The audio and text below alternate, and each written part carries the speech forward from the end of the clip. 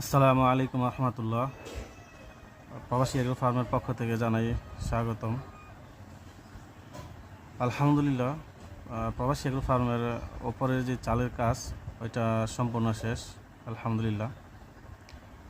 এখন বাকি যেই সাইডের যে বেড়া প্লাস ইট গাঁথনির কাজ, ইনশাল্লাহ খুব শীঘ্রই এটা শেষ হবে।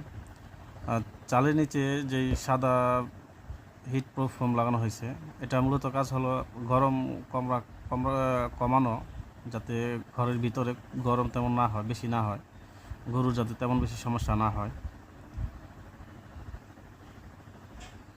এখানে ঘরে মূলত দুইটা সারি করা হয়েছে।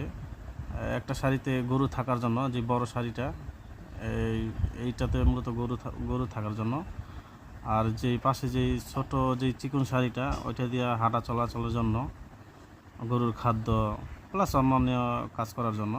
মানে গরুর সামনে, এইটা হচ্ছে গরুর সামনের সারি, এটা দিয়ে হাঁটা চলাচলের জন্য এই জায়গাটা রাখা হয়েছে।